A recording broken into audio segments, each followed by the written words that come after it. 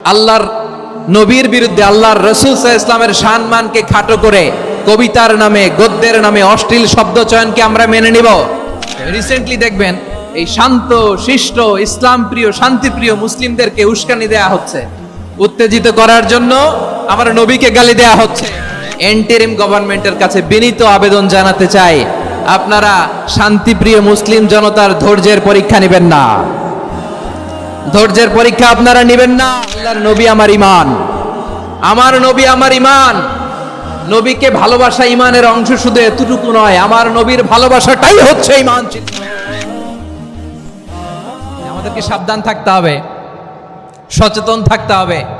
দেখবেন এই যে আমরা ঐক্যবদ্ধ, আমরা সম্প্রীতির বাংলাদেশ গড়তে চাই, আমরা সমৃদ্ধির বাংলাদেশ গড়তে চাই, নানা ধরনের চক্রান্ত। রিসেন্টলি দেখবেন এই শান্ত শিষ্ট ইসলাম প্রিয় শান্তিপ্রিয় মুসলিমদেরকে উস্কানি দেয়া হচ্ছে, উত্তেজিত করার জন্য আমার নবীকে গালি দেয়া হচ্ছে। আরশের অধিপতি আল্লাহ রাব্বুল ইজ্জাতের নামে এমন অশ্লীল শব্দ ব্যবহার করা হচ্ছে যেগুলো মুখে তোলা আমাদের পক্ষে সম্ভব না। প্রিয় ভাইরা, আমরা আজকের এই চাঁপাইনবাবগঞ্জের বিশাল ঐতিহাসিক তাফসীরুল কোরআনের প্রোগ্রাম থেকে এই এন্টারিম গভর্নমেন্টের কাছে বিনীত আবেদন জানাতে চাই, আপনারা শান্তিপ্রিয় মুসলিম জনতার ধৈর্যের পরীক্ষা নেবেন না, ধৈর্যের পরীক্ষা আপনারা নেবেন না। সহ্যের সীমা ছাড়িয়ে গেলে জনতা নিজেই আইন প্রয়োগ করার বিচার করার দায়িত্ব হাতে তুলে নিবে। এটা আমরা চাই না, এটা আমরা চাই না, আমরা চাই না। যারা আল্লাহ রাসূল সাল্লাল্লাহু আলাইহি ইসলামের সম্মানকে খাটো করে, আল্লাহ এবং আল্লাহর রাসূলকে নিয়ে কটূক্তি করে, অবমাননাকর শব্দ ব্যবহার করে, অশ্লীল শব্দ ব্যবহার করে, তাদের ব্যাপারে আমরা সর্বোচ্চ শাস্তি কামনা করি।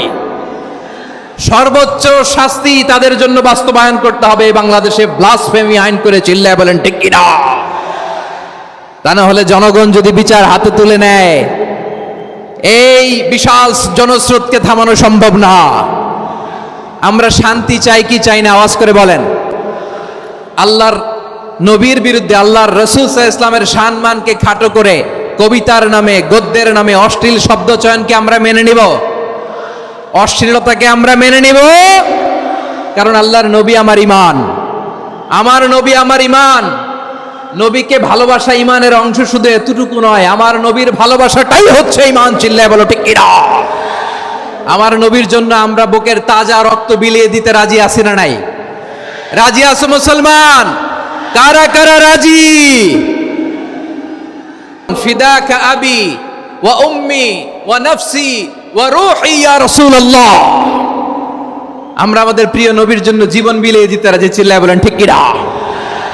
এজন্য এন্টারিম গভর্নমেন্টের কাছে আমরা বিনীত আবেদন জানাই, দেশের পরিস্থিতি আরো নাজুক হওয়ার আগেই যারা এই সমস্ত অবমাননার সাথে জড়িত তাদের বিরুদ্ধে কঠোর শাস্তির বিধান জারি করতে হবে।